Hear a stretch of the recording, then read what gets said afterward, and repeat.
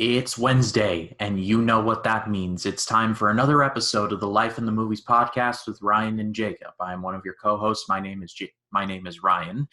Thank you all so much for tuning in. On this episode, Jacob and I are going to be diving in like men without fear in honor of a man without fear. We're going to be starting a new segment on the podcast where we'll be reviewing every episode of the Daredevil Show. It just debuted on Disney Plus. We talked about it last week, but we're going to be talking about all the episodes and eventually, hopefully, if it goes well, all of the other Marvel shows, because I've seen Daredevil. Jacob is not, so it's going to be really, really fun to talk about. But speaking of Jacob, let me introduce you all to Jacob because he is the man. Jacob, how are you? I'm doing really good. It's been an interesting week on my channel. I decided to share my personal journey actually very recently because I read on my second channel, I read that book Suicide Rumor, which covered some pretty heavy subject matter, which I very much related to. So I felt like I needed to share my personal story, which I had never done on the channel. I wasn't sure how it would go over well. I was talking about how I had Asperger's syndrome and how that kind of messed up my mental health, especially in my teenage years. And then I had suicidal thoughts, and I nearly ended my life in 2015. Thankfully, that didn't happen. I'm still here today, thanks to some good parents and some good counseling. And I'm excited to talk about Daredevil. I'm excited to share some amazing stuff. I had some good support and feedback when the video dropped, and it's been very overwhelming. So thank you to all who have watched the video, all who have shared the video, shared some encouraging words. And I got to thank you, Ryan, as well for inviting me on your podcast, because it definitely helped open up some stuff. I've been very insecure throughout all my life, and I was very introverted throughout high school and college. I didn't have that many friends, and now I'm getting a lot of friends now in this YouTube movie space. So thank you, Ryan, for giving me the opportunity to, be on your podcast and talking about, stuff that we like. I'm very grateful for that. Well, I am incredibly grateful for you, Jacob, because you were one of my first serious commenters. There are quite a few subscribers of mine who I swear I can count on their comments nearly every video. Aaron White, who I'm pretty sure is watching this right now, just leaves the best comments just ever, period. Jacob, you comment on a lot of my videos all the time, which thank you for that. I watched your video, and it was I don't want to say it was phenomenal, because that seems really weird to put a label on it like that, but I felt incredibly sympathetic towards what you had gone through. I suffer from a disease called nonverbal learning disorder. It is on that same autism spectrum, not as bad as Asperger's. My cousin does have that, and it's a big deal, but I've struggled with stuff like that my whole life as well. So to have someone kind of going through the same stuff that I did, or maybe in some cases maybe, I don't know, maybe worse. I'm struggling to find the words for it. It feels like I'm not alone, and I'm just glad that I could do that for you, Jacob, because I was the same way. I had friends in middle and high school, but nothing like I've experienced being in the YouTube movie space through my connections with Banana Meter now, with you, with Rachel, through all the people that I've collabed with now, Loretto at Suit Up Geeks, and all of the Suit Up Geeks, quite frankly. It's I guess the old saying goes, it is cheesy, but it does get better. I guess there is some weight to it, I suppose. Yeah, I would say it's definitely gotten better. I think I definitely feel more at peace now that I have shared the video. I didn't think I would ever have the confidence to share the stuff I had been going through. especially on a space on social media where, you know, people can easily laugh at you and say rude stuff and be toxic all the time. And I'm thankful that the response has been very overwhelmingly positive. So anyone who's watched the video, thank you for supporting and sharing the video and just helping me feel better and be more at peace with myself. I am very grateful to all of the YouTubers that I know that I can now call friends after sharing that video, you, Ryan, included. Well, what I'm going to do is I'm going to put Jacob's video, the one that he's talking about, in the description. I recommend everyone go check it out for themselves. It is quite good. I watched it on Saturday, and it was well, quite good, for lack of a better word. So definitely check that out. I will link it in the description. But in terms of movie-wise, let's turn it over to that really quick. Let's talk about quickly some stuff that we've been watching lately. Jacob, I see on your channel you are currently going through still the quagmire known as early Hitchcock. Talk to me about the Skin Game, will you? It's not good. That good, huh? It's currently my second worst Alfred Hitchcock movie that I've watched. I think I talked about Juno and the Paycock. That's still my pick for the worst Alfred Hitchcock movie. But this one is not too far, I guess, ahead in this case because it's second worst. It is so boring. If you ever wanted to watch a Hitchcock movie, if you wanted to see a movie where it's families arguing over a piece of land, then this is the movie for you. And it is not interesting in the slightest. I was rolling my eyes. I did not care for any of the characters. They were all very unlikable. I did not care about the outcome.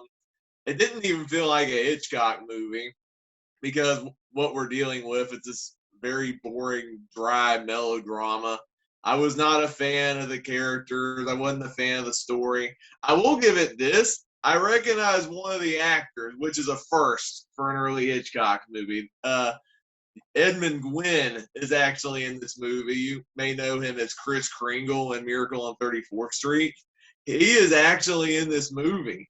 And he gave the only performance that stood out to me. He was in circles around all the other actors. And even though I hated his character, he played his part very well. And I'd say the main reason why I would rate this higher than Juno and the Paycock is because of his involvement in the film, which I'd say is actually pretty good, considering it's a movie I don't like.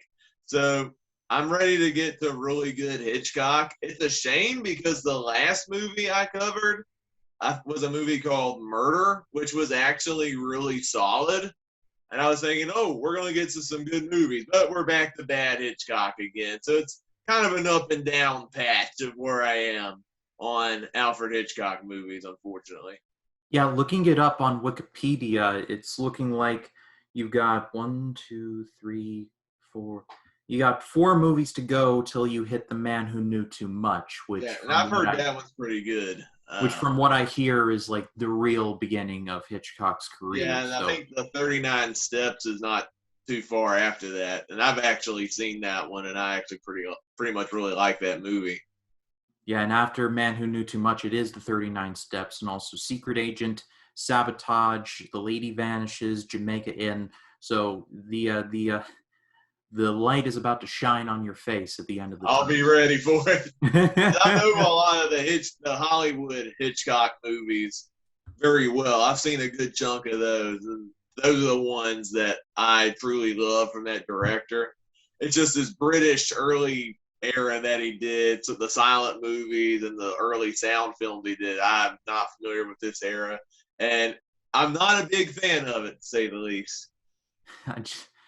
Fighting over a piece of land. Like, how can you make Edmund Gwynne unlikable? That dude, it just seems like the biggest like teddy bear you could ever imagine in Miracle on 34th Street. Yeah. Yes, Hitchcock managed to find a way. But he had some range. Like, I've seen, he was in another movie called Foreign Correspondent. That's one of his early Hollywood films. That's like this World War II spy thriller, and Edmund Gwynne plays one of the bad guys in that movie, and he's actually really good in it. So the actor definitely had some range. He could play this like dirty. I think, if I recall his character, I think he's either a dirty spy or a Nazi. It's been a while since I've seen the movie, but he played one of the bad guys, if I'm not mistaken. So he went from that, and he's Kris Kringle in Miracle on 34th Street. Clearly, he was a very talented actor, and I have to respect anybody that had the range to have various roles and succeed greatly at them. Yeah, I believe the Nazi plotline was in Notorious. I saw it early last year, so I've been meaning to watch it again because it was quite good. But I think the Nazi stuff was in Notorious, if my memory serves me right. Yeah, there was some Nazi stuff in Notorious. I don't think Edmund was in that movie, but I know he was in Foreign Correspondent. And what else you got? What else have I got?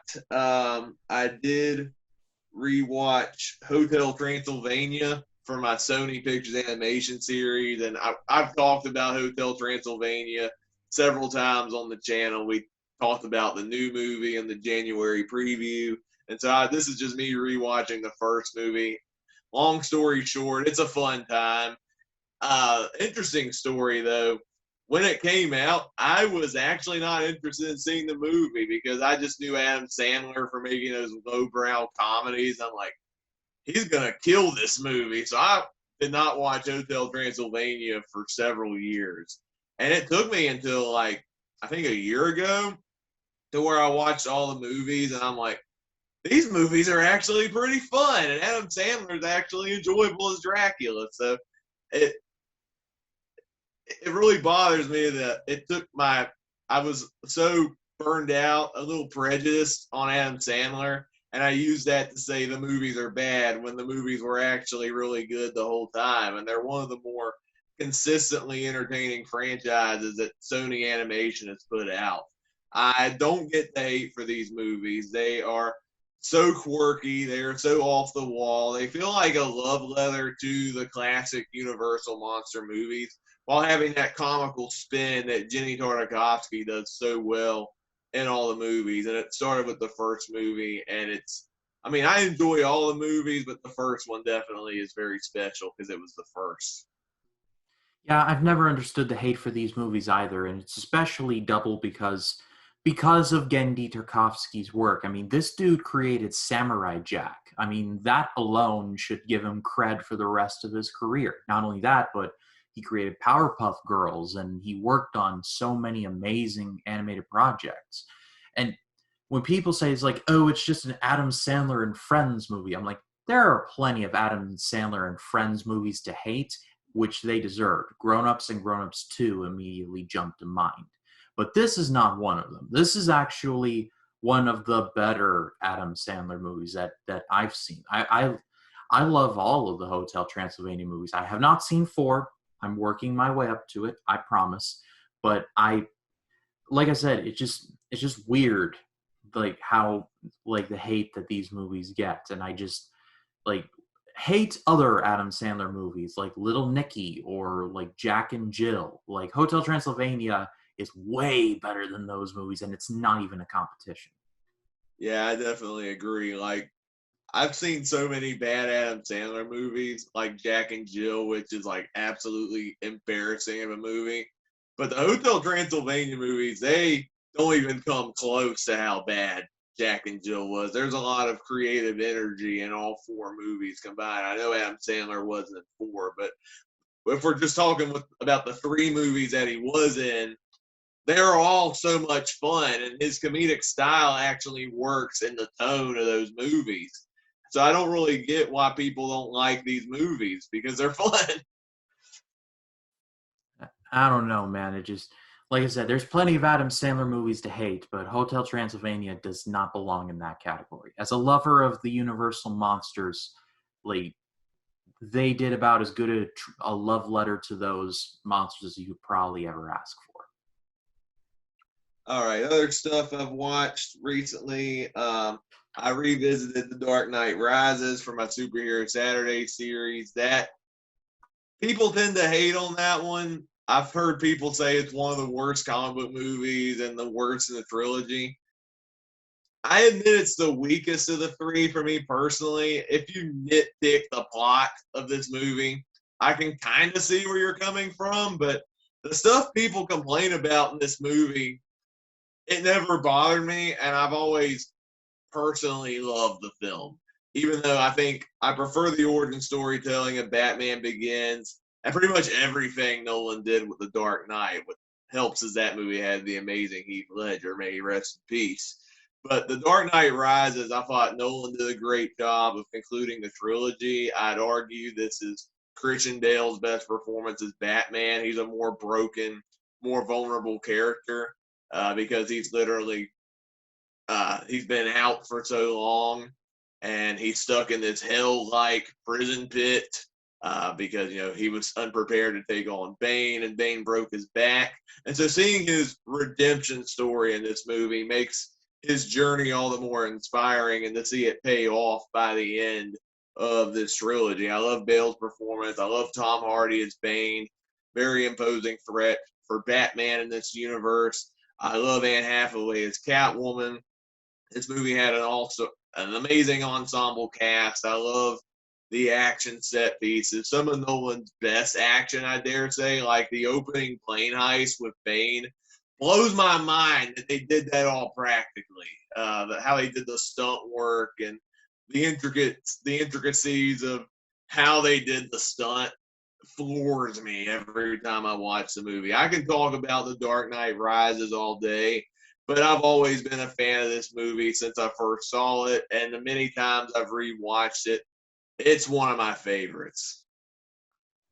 Yeah, this movie is awesome. It's not perfect. I'll be the first to admit that. And yes, it is the weakest of the Nolan trilogy, but it's like saying it's like in an ice cream bar with like, say, chocolate, and it's like mint chocolate chip, Rocky Road, and like it's vanilla. It's maybe the weakest flavor, but it's still ice cream. It's like Christopher Nolan did such a great job with that trilogy. It's been dissected and redissected, so I won't go into it here. I have a lot of special memories with this movie because I ended up seeing The Dark Knight Rises at a midnight premiere at my local theater, which is also kind of bittersweet because that was the time of the movie theater shooting in Aurora. I believe it happened around the same time, which, I mean, nothing happened to me, thank God, but my heart goes out to the people affected by that horrible tragedy.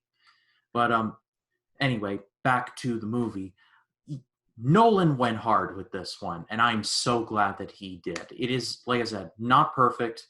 It's definitely missing some stuff, but I'm still in awe when Bane blows up the football stadium, and he's like, "Let the games begin," and he like hits the thing, and the field just explodes underneath.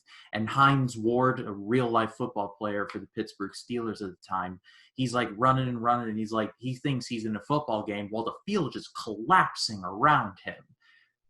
It's an excellent shot, and Christian Bale's awesome. Tom Hardy just went above and beyond for this role. Like, he was excellent. Anne Hathaway was really good as Catwoman. It just, honestly, you could not have asked for a better ending to this trilogy. I thought Nolan knocked it out of the ballpark. Yeah, I definitely agree. I got an interesting story to share. The first time I saw the movie was actually at a drive-in. We had a local drive-in at the time of the movie's release, and we decided to see it there to give a local business some love. The drive-ins, our drive-in, we heard the sound through a local radio station. That's how drive-ins did sound. And so we would listen to the radio and then watch the screen in our car. And the radio signal was not the best on The Dark Knight Rises. Christopher Nolan and his intricate sound mixing. And so when we watched the movie, while I followed the plot fine, it was very hard to understand Bane in a drive-in setting. And so every other scene with Bane would be like,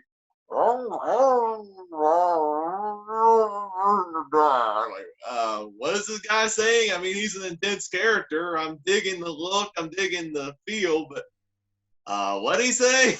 And It then was like, all the times I've seen it at home, you know, the sound mixing's a lot better in high def, and obviously I can understand Bane at home, and the movie's just gotten more and more awesome the more I've rewatched the movie. So now I can hear, "When God you have my permission to die." like I have two possible jokes for that. Like,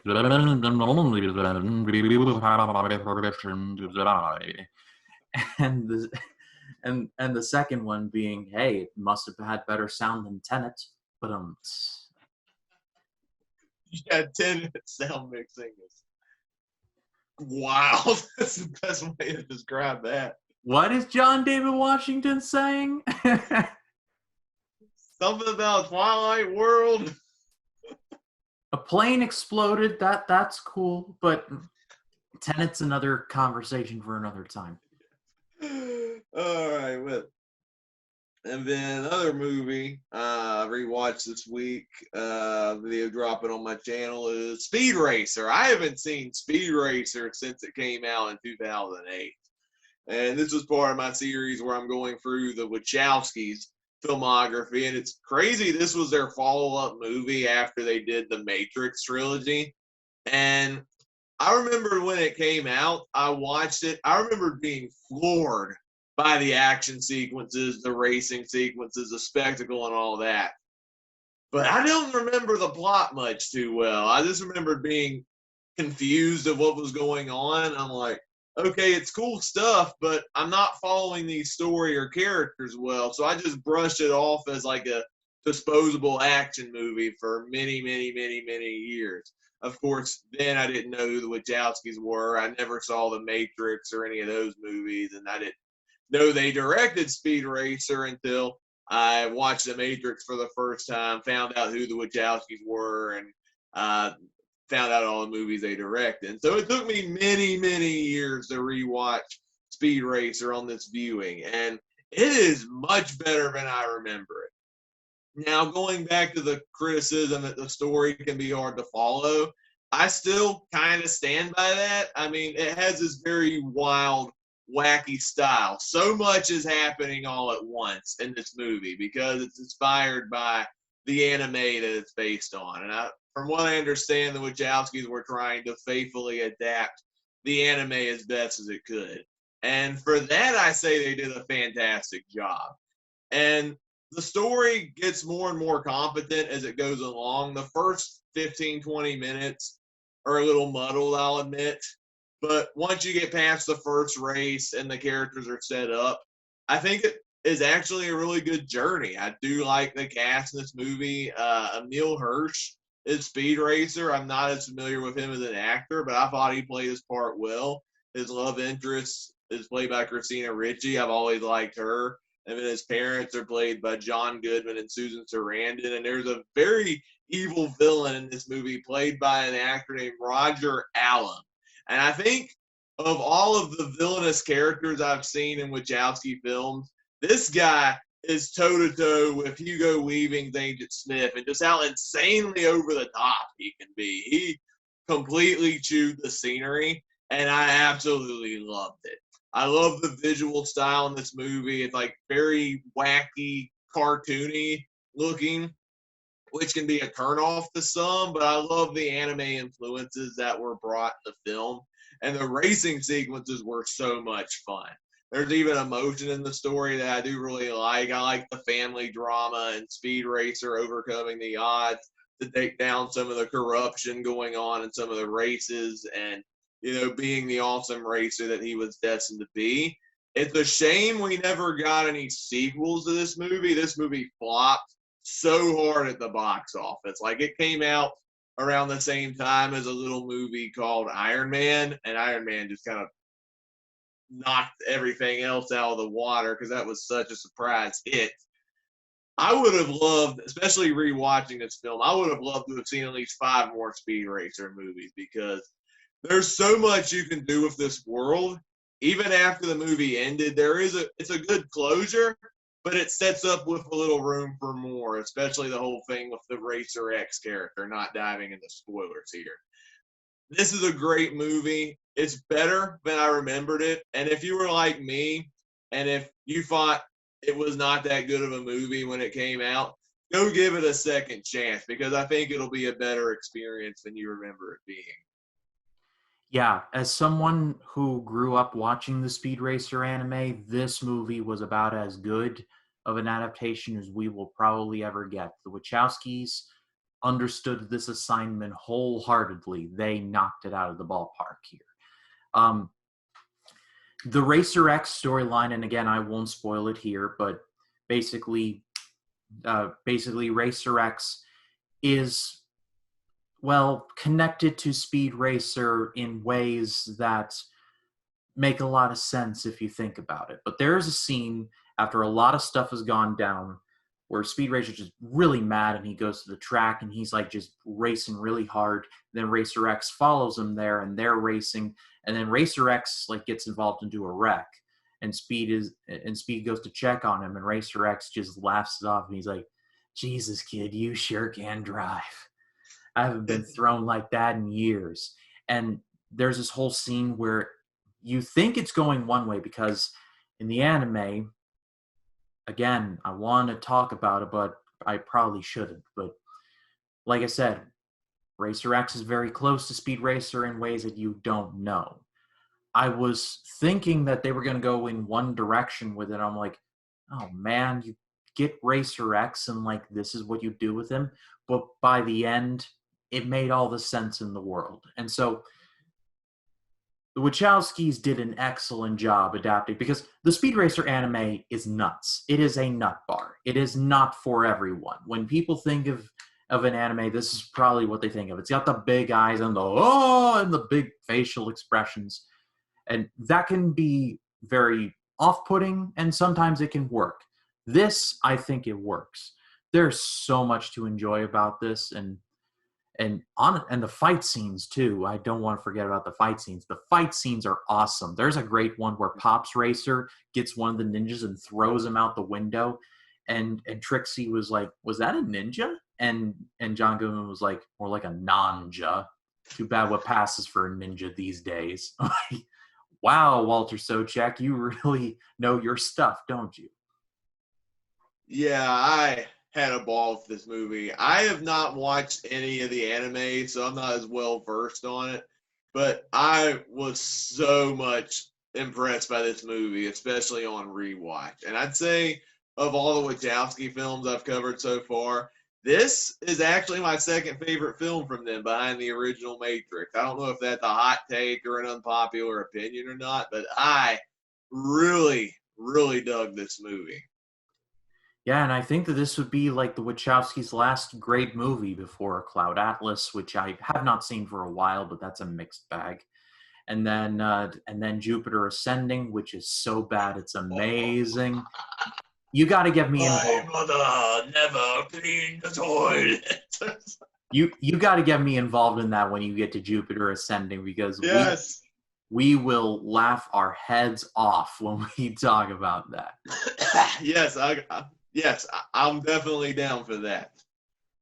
All right, and then I think the last thing I was gonna share, I just recently on Netflix watched The Adam Project, and I messaged you, Ryan. Have you seen the movie yet? You said you haven't, so I'm gonna keep this spoiler free. I know in the March 2022 preview, you were really excited to check this movie out. You said it was one of your most anticipated of the month. The trailer didn't really do it for me. I'm like, it looked cool. I'm curious where it's gonna go, but I wasn't sold by it just yet. So this movie actually I thought was excellent. It's currently my second favorite film of 2022 behind The Batman. I surprisingly really dug The Adam Project. I guess it's safe to say I should never underestimate Sean Levy as a director, because he's directed a lot of movies I like. He directed the Pink Panther remake with Steve Martin. He directed the Night at the Museum movies, which I love, especially the first film. He directed Real Steel with Hugh Jackman. which is not one of my personal favorites, but there's cool stuff in it. And then last year he did Free Guy with Ryan Reynolds, and that was a pleasant surprise. And so now he's reteamed with Ryan Reynolds once again. Told this really cool story that definitely harkens back to the tone of a lot of Amblin movies. Like I felt the tone of the Goonies in this movie, and even Disney's Flight of the Navigator as well. So pretty much take those two movies, put them in a blender, incorporate time travel, add Ryan Reynolds, and you got the Adam Project. The movie involves Ryan Reynolds who's traveling through time, and he accidentally ends up in the wrong timeline, and he ends up meeting the 12-year-old version of himself in 2022. Ryan Reynolds is in 2050. I actually really dug the story. The time travel was a lot of fun. I thought this movie had some really great action set pieces that really caught me off guard. I was actually very much impressed by the way Sean Levy directed some of these action scenes. They were actually really cool. I enjoyed the cast. Ryan Reynolds is pretty much playing himself, but I think it works in this movie, especially since he's interacting with a younger version of his own character.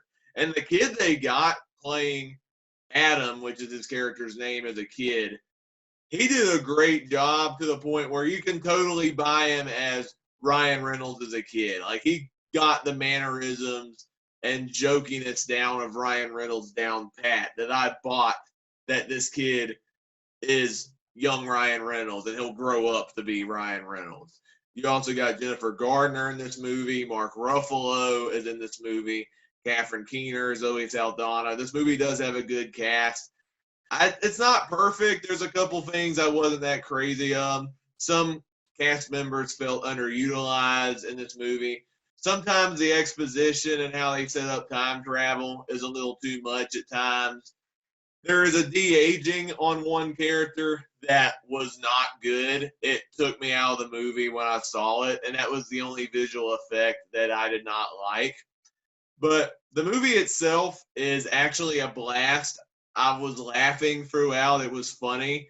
I enjoyed the adventure. There's actually a lot of emotional moments that I was actually quite invested in, especially with Ryan Reynolds and the younger version of him, and what those characters are currently going through and the different stages of their lives. I thought this was a pleasant surprise, and it's one of my favorites of the year so far. So definitely check it out if you hadn't seen it. Yeah, Sean Levy is tapped to direct Deadpool 3, which I've heard some nasty rumors that it's going to be PG-13, which if you're going to make a PG-13 Deadpool, what's the point? Like, Deadpool was made for the R rating, like pure and simple, but that's another conversation for another time. Yeah, I've heard nothing but good things about the Adam Project. I will get around to it eventually, but yeah, your words, Jacob, have given me more impetus to watch it, so I more than certainly will get around to it. Yeah, I'm looking forward to what you have to say on the movie because I thoroughly enjoyed it. All right, so if that's all for you, I will talk about some stuff that I've been watching. And I actually watched quite a bit this week, a lot of it for a reason, which I'll get into in a second. But first up, I watched in theaters the movie X from A24. This has been getting quite a bit of buzz, and I ended up seeing it, and I think I respected it a lot more than I liked it, because without spoiling it, the movie pays tribute to a lot of the movies like I Spit on Your Grave kind of stuff, where it's not really in it for quality as much as like exploiting something, and it pays a lot of tribute to that. Mia Goth, who is the star of the movie, she's been in movies like A Cure for Wellness, which I think is underrated. She was really good here. Jenna Ortega from Scream 5, the most recent one from 2022, is in it. She's really good. This movie is about a group of young people who travel to the middle of Texas to shoot a dirty movie, but they basically pull a Burt Reynolds from Boogie Nights, and they intend to make the Citizen Kane of dirty movies. And the townhouse that they rent is pretty much owned by the people who live in not the last house on the left, but the last house on the right. Like they're bad news pretty much. If I could describe this movie to anyone, it would be like a better Texas Chainsaw Massacre than the Texas Chainsaw Massacre movie we got literally a month ago. But there's no chainsaws and no Leatherface. That's not a spoiler. That's just a fact.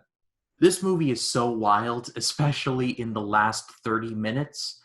Go into this prepared because it is a bit of a slow burn. Once it gets to a certain point, this movie goes off the rails, but your mileage is definitely going to vary. This is an A24 movie after all. They're not for everyone. I've talked to people who are like, I can't really get into A24, and I totally get it. They make very offbeat, sometimes disturbing movies, like Uncut Gems and Hereditary immediately spring to mind. But if you can see X, I actually do give a modest recommendation to it, but be prepared. It gets crazy. Yeah, I've heard a ton of interesting things on X. I do plan on checking it out eventually. I didn't have time to check it out this past weekend because I wanted to see the Adam Project on Netflix, but I do plan on checking it out, hopefully, while it's still in theaters. I've heard quite a bit of interesting things about it. Some very good, some very, what? Yeah, there's a certain scene in the movie, and believe me, when you do go see it, you will definitely know it when you see it.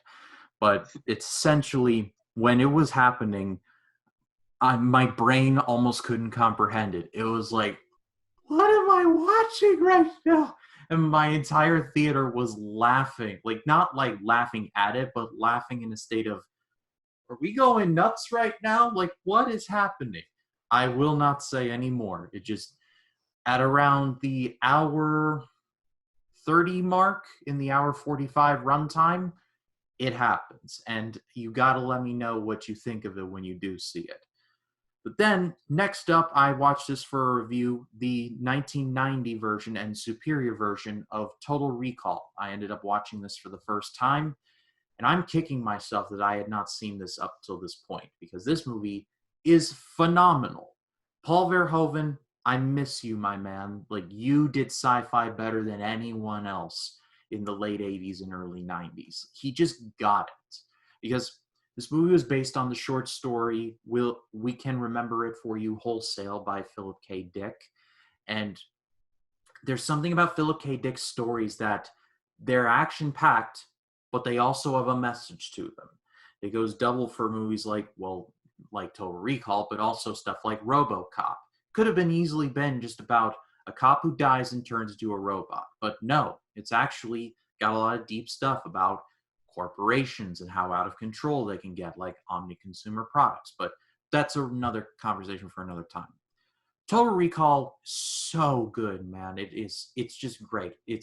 I don't want to say it's peak Arnold Schwarzenegger. That is still Commando. But this is close to peak Arnold. He's got all the one-liners. See you at the party, Richter! And among others, and consider that a divorce, among others. Michael Ironside is great as the villain here. Sharon Stone, God bless her, she was so beautiful in this.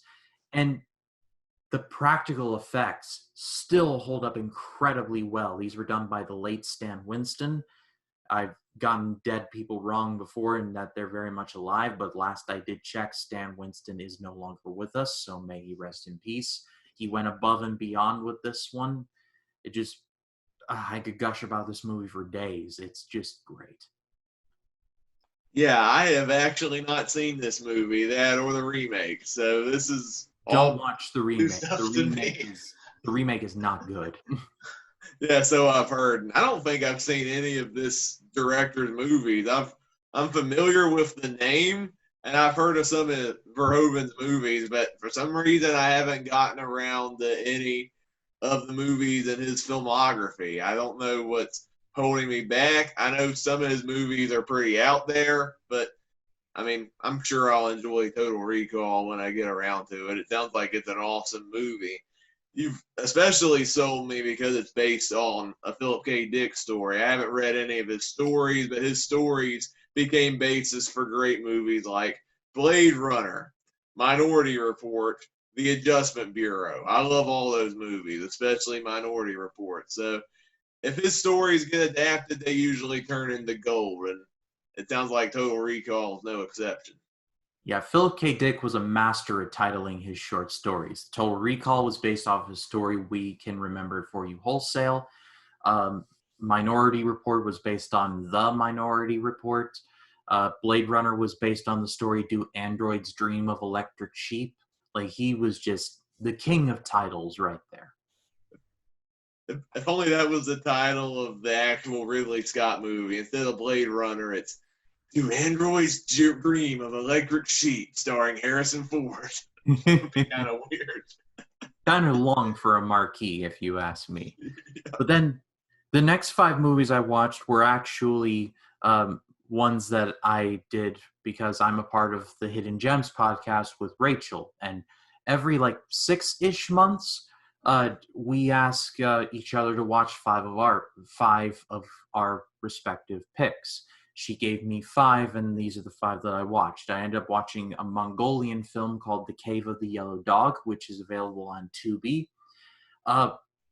Considering that this was made out of Mongolia, I am quite frankly surprised that I enjoyed it as much as I did. Not because I have anything against Mongolia, I don't, but the movie clearly was made on like low grade like cameras and such, because like you can just tell, because on my 4K TV it just is like, is this like, I can barely see what's going on here. And maybe I'm spoiled in that regard, but it was clear that they had like subpar cameras, but the story is really what makes it work. It's about a little girl who finds a dog and tries to adopt it, much to her father's chagrin. It's a story that everyone can get involved with. The thing is that this was shot on location in Mongolia, and it is spoken in the Mongolian language. But if you turn the subtitles on, it's actually quite good.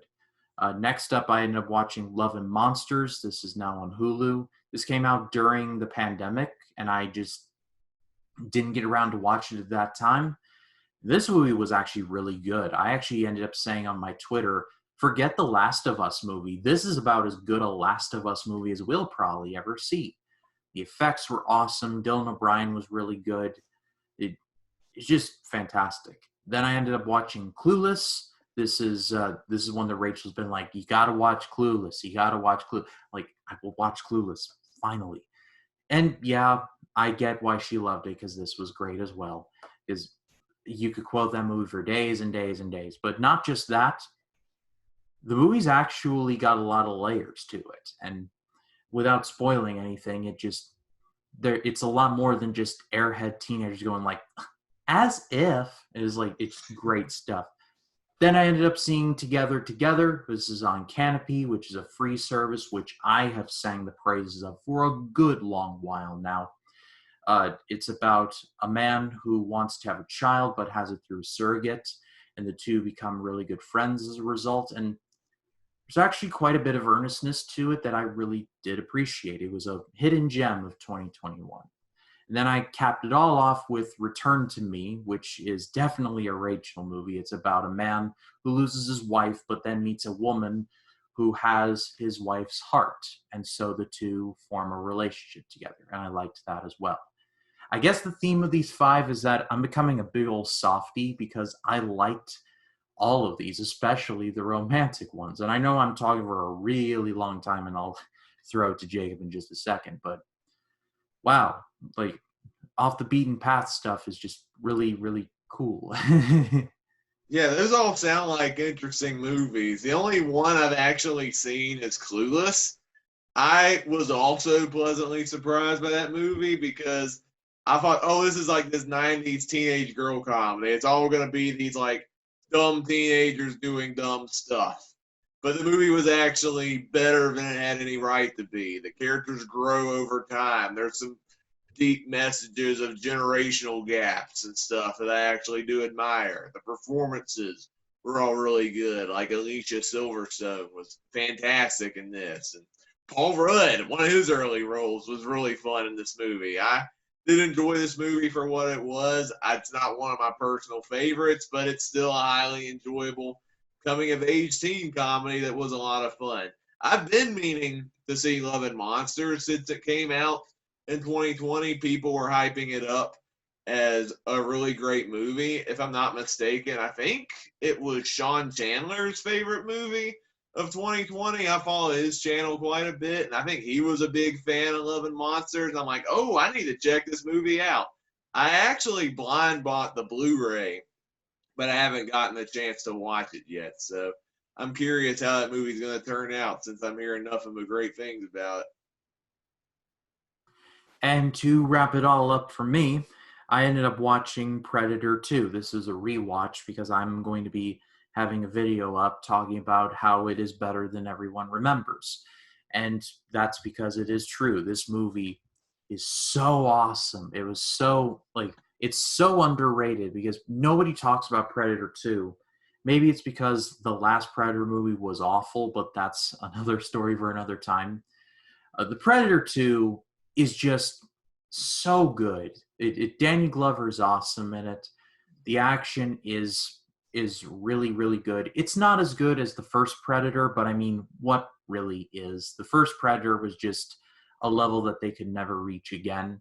So for being a sequel to one of the best Arnold Schwarzenegger movies ever, this was surprisingly solid. And like I said, I'll have more in my review of it when it does come out. Yeah, this is another one I haven't seen. The only Predator films I've actually seen are the original Predator, which is a classic, and the new Predator, which was awful. So there's no in the middle for me on Predator. There's a good Predator movie and a bad Predator movie. I've actually heard Predator 2 is underrated. Again, it's one I have in my physical media collection. I have a collection of the Predator movies, the first Predator 2, and then the movie Predators, or Predator 3, I guess you can also call it, on its really cool steelbook. But I haven't gotten around to seeing the other two Predator sequels in between the original and that new Predator, which is just, I hate it. Yeah, watch Predator 2. It is excellent. All right. All right, well, that's all for what we've been watching. Now let's dive headlong into some Daredevil discussion, shall we? And just for context, in case anyone didn't know, Daredevil was originally on Netflix, and this had a bit of a quasi connection to the MCU. The Battle of New York is often referenced. As a matter of fact, the reason why crime is so high in the first season of Daredevil is because of the Battle of New York. All these crime families moved in under the guise of legal businesses, and they basically took over Hell's Kitchen. Well, Matt Murdock is like, yeah, not anymore, you're not. I'll be espousing the praises of this series all throughout this segment, but Jacob, we both ended up watching the first episode called Into the Ring, and this is basically setting up the rest of the show going forward. Just before we go into specific things we liked, general thoughts. First off, what did you think? I thought it was fantastic. I mean, I loved how this episode set up Matt Murdock as a character. In the beginning, we got pretty much the origin of how he was in the wreck and how he lost his sight. And then we flash forward to him and we get to see him setting up his legal business, like the acquaintances that he does have with him and the Froggy character, a character that when I first saw him, I thought he was going to derail the show. Like, I'm like, uh-oh, he's going to be this very jokey, sarcastic character. He's going to, like, take me out of the series and ruin it for me, much like I'm not that crazy on the Vigilante character and Peacemaker. That character was awful, in my opinion. Froggy was actually pretty good. I was hesitant, but then the more I saw him, I was like, okay, I think you can balance the dark action, the dark violence, and still have a character like Froggy that can ease some of the tension on some of the darker elements of the show. And I think they actually balanced it quite well in this first episode. I was intrigued with the setup because they're setting up this girl who was like framed for a murder and because she knew too much. And I'm really curious where that's going to go. The action in this, wow, I was quite impressed. Like, it's TVMA for a reason. Like, you feel every punch and every punch in this series, it is brutal stuff. Characters getting beat up so badly. Like, you can feel everything related to the hardcore brutality of what Matt Murdock does as a vigilante. And that final brawl in the rain, wow, that's like one of my favorite action brawls in anything Marvel related. It was so good. Yeah, the character's name is Foggy Nelson. Foggy. Let's say Froggy. Yeah. Sorry. I'm Foggy, new to Daredevil, you guys. Foggy is a bit of hard work at the beginning, but he does get better as the show progresses. I should get out in front of that and say that he does get awesome near the end. And Karen Page, played by Deborah Ann Wool, she gets good by the end as well. This show is basically planting seeds for the trio of main characters that we're going to see throughout. And it also does a great job of setting up Wilson Fisk. That's the guy who they're alluding to when the handler is like, we do not say his name. It's Wilson Fisk. Like, yeah. It's the worst kept secret of the show. Yeah, I'm pretty much familiar where the show's going to because I know about Kingpin. I know he's played by Vincent D'Onofrio. They actually recently, he was featured in a recent Marvel series. He was on Hawkeye, and I thought he was excellent in that. So he's better here. He's better here, I assure you. Like, I'm sure because of the intense rating compared to the MCU, which is a little bit more family friendly. So I'm excited to see the more brutal, intense side of what he has as the Kingpin. Yeah. Also, shout out to the Warden from Shawshank Redemption as one of the money launderers. His name is Bob Gunton. Because I had seen the show before, but I never knew the dude's name. But I looked it up specifically for the show. Bob Gunton is his name, and he's one of my favorite movie villains of all time because he wields the Bible around. It is like you only have a surface level understanding of the Bible, my man. But he's like the complete opposite in this show. He's always the one who's like, well, what are we going to do about this? Somebody needs to do something about this. It's like, so he is throughout the season, and it is nice to see there. Yeah, I thought that actor looked familiar when I saw that character, and they're talking about what they're going to do, and I see that guy, and I'm like, he looks and sounds familiar, but I just can't place the actor. That is crazy. I love him in Shawshank Redemption. He is despicable in that movie, and it's great seeing him in something else besides one of the greatest movies of all time. Yeah, and one of the things that people may not realize about Daredevil is that his Daredevil radar is better than Spider-Man's spider sense. Stan Lee confirmed it as such. So even though, yes, he is blind, he can see just as well as anyone, and sometimes even better. Like, he gets people. Like, there's a great scene where Matt and Foggy meet Karen Page for the first time, and she's just been through this horrible experience. And Karen Page is like distraught, and she's like, I didn't do any of this, and she's crying, and you hear like Daredevil kind of like sensing her heartbeat, and is like, it's steady. It's like, oh, she's actually onto something. And with the subtle, I believe you, Miss Page. It's like, Charlie Cox just understood the assignment here. I'm so happy that he got a cameo in No Way Home. I'm a little worried what Disney might do with the show. I hear they might reboot it, which, oh dear God, no, please don't do that. But that'll be another thing for another time. Let's just focus on what we have now, which is phenomenal. Did you happen? I was going to ask if you had a favorite moment, but it sounds like the rain fight, which, I mean, yeah, of course. I love that. That one is great. I think my other favorite moment, I actually liked when the three characters meet for the first time, and she's like, have you done this before? And he's like, no, this is like my first case. Like, how long have you been a lawyer? It's been like, what was the line? 7 hours. Yeah, that was great. It was like, when did we get our deaths? 7 hours ago. 7 hours. that was great. I love that too. And what you said about the Daredevil sense, I am excited to see more of that. When we got to see some of his powers and he's using his blindness, he uses that as more of a tool to help him out with his crime fighting. I am so excited to see what they're going to do with that. And you were saying that it's more powerful than a Spidey sense. I would actually be open to seeing in the future, whatever Disney does with this character. If Daredevil and Spider-Man team up in an upcoming movie with Tom Holland and Charlie Cox, I would be down for that. I think that would be a really cool combo, and I think it would be a cool way to develop the characters going forward. Of course, I don't know how the other two seasons of Daredevil play out. I'd like to see how they handle his character before I make that assessment. But just from this first episode, a Spider-Man Daredevil crossover would just be amazing.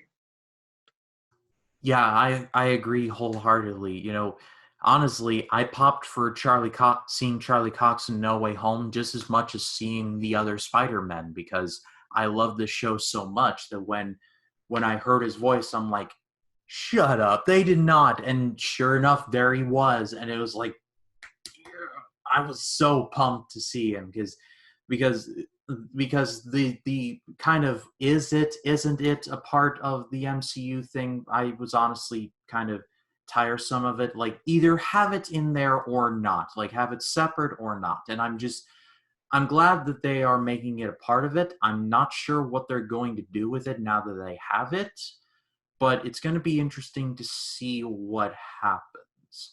But my favorite moment of the episode, yeah, definitely the rain fight for certain.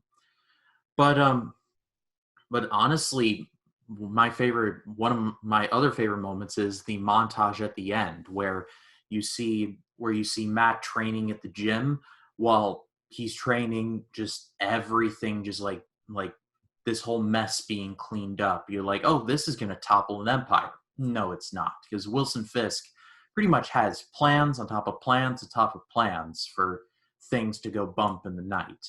And you see just the strength of the Yakuza and the Russians and the standard mob, and it's just like, what do you do against this? Well, you have a man without fear. That's who. Like, it sets up the show brilliantly, and it's done so well, especially in the context of the rest of the season, which of course I will say nothing, but it gets better from here, if you can believe it. I am so excited for next week. So I think it would be fun to rate this on a scale of of 5, like 1 to 5. So Jacob, what would you give this episode? See, it's tricky because it's just the one episode, but I think the one episode alone and how it set up the show, how it set up the characters, and how it's got me excited to see more. I think I'm gonna go 5. I was really impressed by this. I agree wholeheartedly. I'm going 5 on this as well. And, well, I don't want to say too much because I want to see your genuine reaction to it. But in the next episode, Cut Man, there is a fight. That's all I'm going to say. Like, you will definitely know it when you definitely see it. That's all I'm going to say. But I asked to any of you who have seen the Daredevil show, what is your favorite moment of episode 1, or what's your favorite part of the show? Leave your thoughts in the comments. We'd love to read what you have to say about that. And that's it for us. That's another episode in the books. Thank you all so much for watching. Jacob, where can people find you? People can find me on Letterboxd, Twitter, and Facebook, and they can also check out my 2 YouTube channels. On my main channel, I do movie reviews, TV reviews, ranking videos, and other fun stuff along the way. And I'll share some of the videos that are dropped on my channel this past week. My recent Celebrating Disney review, I covered the Beatles docuseries, The Beatles Get Back, directed by Peter Jackson. I have a Superhero Saturdays video of The Dark Knight Rises. I just recently reviewed Hotel Transylvania on my channel. At the time we're recording this video on a Monday night, my Guillermo del Toro ranking video just dropped, where I ranked all 11 of his movies from worst to best. I've also got a review of Speed Racer coming to the channel this week, a review of that early Alfred Hitchcock movie, The Skin Game, which was awful, and an upcoming episode of Vlogging the Movies, where you see my first reaction on the new Kingsman movie, which I missed in theaters. It's now on Hulu, and I ended up reacting to that movie for the first time. And then on my second channel, Storytime with Jacob, is where I do book reviews and read-alongs.